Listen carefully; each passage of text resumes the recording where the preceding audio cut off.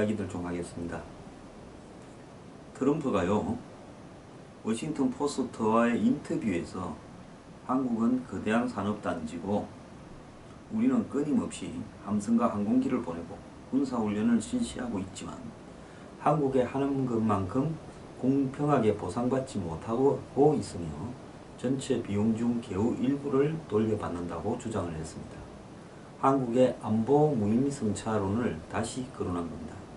한국은 아주 부유하고 위대한 국가다. 나는 한국에 빌딩도 있고 한국과 좋은 관계를 맺어왔는데 한국은 선박이나 TV도 만들고 에어컨도 만드는 거대한 산업 복합단지다. 이렇게 이야기를 했습니다. 그런데 한국은 그 경제 수준에 비해서 방위비를 제대로 분담하고 있지 않으며 미국은 주한미군을 통해 어떠한 이득도 보지 못하고 있다고 주장하고 있습니다. 미국은 아주 강하고 부유한 국가라고 생각했지만 지금은 궁핍한 채무입니다. 자, 트럼프가 반복해서 한국의 안보 무임승차론을 주장하는데요. 이 말에 대해서 이 한국은 주한미군 방위비 분담 협정에 의해서 매년 방위비 분담금을 미국에 내고 있기 때문에 무임승차라는 말은 맞지 않다 이렇게 이야기하지만 이것은 우리의 논리로는 궁색합니다. 트럼프가요 뭐라고 하고 있습니까? 전체 비용 중 겨우 일부분만 돌려받는다고 이야기하기 때문에 트럼프의 말을 무임승차론이라기보다는 한국이 이 안보 부담을 제대로 하지 않고 있다라는 말로 제목을 달아야 되고요. 그 다음에 이 부분에서 현실적으로 트럼프가 공화당 후보가 될 가능성이 높은 상황에서 그러면 한국은 힐러리한테 올인하는 것이 맞느냐 하는 문제도 있는 겁니다. 자, 지금 한국의 대기업이나 이런 쪽에서는 미국의 대선이 어떻게 흘러갈지 미국의 컨설팅도 받으면서 그 정보를 알아내려고 난리인데요. 과연 저는 한국의 외교 안보 라인이 트럼프가 될 경우에 대비해서 준비를 조금이라도 하고 있는가라는 부분에 저는 의문입니다. 과거에는요, 오바마가 되든 롬니가 되든 존 맥케인이 되든 오바마가 되든 캐리가 되든 부시가 되든 고어가 되든 부시가 되든 별 상관이 없었습니다. 그런데 미국이 제가 몇 번 이야기했다시피 거대한 아웃사이더들이 트럼프, 샌더스가 지금 공화민주에서 이렇게 대선을 갖다가 끌고 가고 있는 상황에서 과거하고는 다른 미국의 대선의 결과에 대해서 매우 준비를 철저히 해야 된다는 겁니다. 자, 그러면 왜 안보 저가 부담을 미국의 대통령 후보가, 유력한 대통령 후보가 이야기를 할까요? 자, 그것은 간단한 겁니다. 어리면 어리고요. 한국이 미국하고의 동맹, 혈맹, 또 여태까지의 미국의 이념이나 가치관에 이 맞서는 역할을 충실히 해왔다라고 우리 스스로가 이야기할 수 있겠습니까? 안보는 미국, 경제는 중국 아닙니까? 지금 정부 관계자들도 다 그렇게 이야기해왔지 않습니까? 역대 최상의 한중 관계다 하지 않았습니까? 그렇다면 미국 입장에서 봤을 때요, 우리는 부담만 이렇게 지고 중국하고는 돈을 가지고 서로 이득을 주고받는다. 이렇게 여기는데 누가 이 문제에 대해서 문제 제기를 하지 않겠습니까? 트럼프의 이 안보 무임승차론은 어떻게 보면 지극히 미국 쪽 입장에서 봤을 때는 당연한 거다라고 볼 수 있습니다. 그렇다면 우리가 지금 어떻게 해야 되겠습니까? 우리는요, 미국에 그쵸 지금 한 200~300억 냅니까? 이것도 많이 내는 거라고 이야기를 하면서 여태까지 이 내용을 미국이 제대로 어디에 쓰는지 설명하고 있지 않다. 미국이 그 돈 중에 일부를 저축해 놓고 있다부터 별별 문제 제기를 다 해오지 않았습니까? 자, 이런 상황에서 이제 미국하고의 협상을 통해서 9천 몇백억을 내는 일은 꿈과 같은 시절이 되어버릴 수도 있습니다. 미국이 만약에 한 5조에서 10조 정도 내라고 하면 어떡할 겁니까? 아, 우리 돈 못 내니까 돌아가시오. 전시작전권 반환 해주시오. 원래대로. 그리고 당신들은 가라고. 우리가 그렇게 말할 용기가 있습니까? 자, 미국이 자신들의 전략적 필요 때문에 한국에 있다고 생각을 하다가는 어느 날 우리 가겠다고 하는 미국 가랑이 잡고 거기에 한 10조, 20조 이렇게 부르는 사태가 생기지 말라는 법이 어디 있습니까? 지금 미국의 대선이 이전과는 완전히 다른 상황으로 돌아가고 있다는 걸 심각하게 정부는 자각하고요. 이 안보 무임승차론이 나오게 된 배경으로 돌아가서 그 근원에 대해서 한번 고민을 해보기 바랍니다. 우리가 중국하고 저러면서 미국하고요 적당히 관리해서 갈 수 있다고 생각했는지. 자, 이제 친구가 아니라면, 헬명이 아니라면 돈을 주고받자, 이거 아니겠습니까?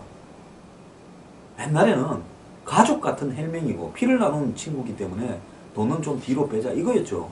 근데 이제 친구가 아니고 너네들은 이해에 따라서 중국에 붙었다 우리한테 붙었다 왔다 갔다 하니까 이제는 계산의 관계다. 이렇게 되면 계산을 제대로 해주라 그러면 이래 되지 않겠습니까? 이런 말이 나오게 된 배경부터요, 우리 스스로가 한번 반성을 해봐야지. 트럼프가 저따위 말을 하니까 밉다. 그럼 밉다 우리가 트럼프를 뭐 떨어뜨릴 겁니까? 고민 좀 많이 하기 바랍니다. 미래경영연구소에서 회원을 모집합니다. 미래경영연구소 회원은 황장수의 뉴스브리핑, 출판, 강연 등 모든 사회를 개혁하기 위한 활동을 저와 함께 하게 될 것입니다. 세상이 보다 나아지길 원하신다면 미래경영연구소 회원에 가입해 주시기 바랍니다. 죽어도 회원 가입을 해야 되겠다고 생각하십니다. 안 하면 병들겠다고 생각하십니다. 23일부터 회원 가입이 시작됩니다. 개봉방.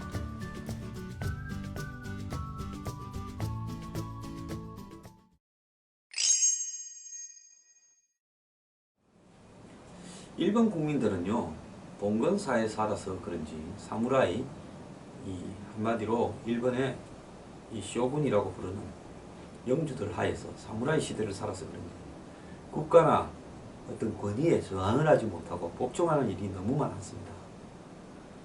그래서 일본 사람들은 데모도 할 줄 모르고 한마디로 정치 권력을 가진 사람이 끌고 가면 끌고 가는 대로 움직인다. 그래서 아베가 그런 부분을 가지고 지금 평화헌법을 없앨라 그런다. 뭐 이런 이야기가 있는데요. 그래도 일본에는 한국에는 없는 정의가 시민의 힘에 의해서 확립이 되는 모습이 보입니다. 지난 2011년 일본의 그 후쿠시마 그 원전 사태 때 거대한 그 쓰나미에 의한 원전 침수 피해에 의해서 이 원자로가 후쿠시마 원자로가 녹는 사태가 발생했죠. 그래서 엄청난 방사능 유출이 있었고 반경 20km는 아직도 돌아가지 못하고 있고 또 매년 백수십 명씩 그 원전 방사능 유출로 이렇게 사망해 가고 있습니다. 자, 이런 상황에서 어느 누구도 법적인 처벌을 받은 바 없습니다. 일본의 이 시민들이요,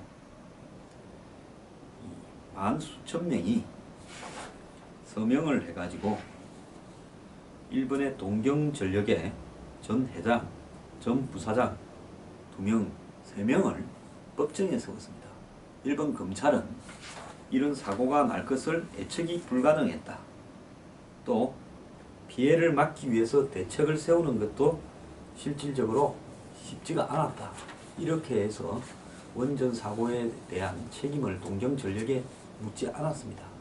그러다 보니까 후쿠시마 시민들이요, 만 수천 명이 서명을 해서 일본의 그 검찰심사위원회 제도라는 데 호소를 했습니다. 민간인 11명이요, 이 검찰 심사회라는 조직의 멤버인데요. 이 중 11명 중에서 8명이 2번에 걸쳐서 찬성을 하면 검찰이 기소하지 않은 내용에 대해서 기소가 가능하도록 하는 그런 시스템이 있습니다. 한국에도 이 제도를 한번 생각해 볼 필요가 있는데요. 한국 검찰은 기소 독점주의라고 해서 검찰이 아닌 사람은 기소를 할 수 없죠. 특별검사가 기소를 할 수 있는데 그것도 결국 검찰 제도다라고 봐야 되는 겁니다. 그래서 일본의 11명의 시민으로 구성된 도쿄 제5검찰심사회가요, 검찰 당국이 2번의 불기소 결정을 내린 일본의 후쿠시마 3.11 참사에 대해서 동경전력의 전 간부 임원들이 형사 책임을 져야 된다고 판단했습니다. 결론을 그렇게 내려버렸어요. 처음에도 그래 내렸는데 검찰이 불기소하니까 한 번 더 심의를 해서 2번째 결정을 내렸고, 그래서 5명의 지정 변호사들로 하여금 이 후쿠시마 사태에 대한 책임으로 동경전력 전 고위 임원 3명을 기소하게 했습니다. 그래서 일단 기소가 되어버린 겁니다. 자, 여기서 이제 쟁점은요. 후쿠시마 원전이 해발 10m에 있었고, 그래서 내부에 이 10m 갖고는 부족하니까 10m 높이에 방조제를 쌓아야 된다. 이런 이 논의가 있었습니다. 실제로 최대 높이 15.7m의 쓰나미가 덮칠 수 있다라는 시뮬레이션 예측치가 나와서 이 방조제 보강을 해야 된다고 회사안의 내용이 진행되고 있었는데, 그럼에도 불구하고 회사에서는 이 수백억 원의 돈이 들어가고 또 그동안에 방조제가 건설하는 동안에 실제로 위험할 수 있다면 원전을 가동을 중단해야 된다.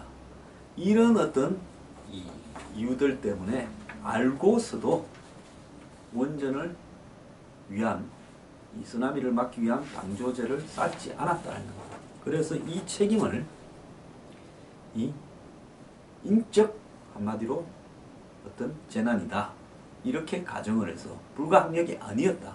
실제로 15m 이상의 쓰나미가 온다라는 부분에 대한 시뮬레이션 예측치를 가지고 쌓는 문제에 대해서 기술적으로 검토까지 했으면서 하지 않은 부분은 한마디로 이 회사에서 해야 될 임무를 방임한 거다.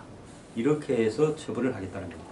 최종 처벌까지 가는 데는 여러 가지 과정들이 있고 쉽지가 않겠지만 적어도 일본이 이런 사태에 대해서 시민의 힘으로 기소까지 몰아가는 부분을 보면 일본의 민주주의는 살아있다.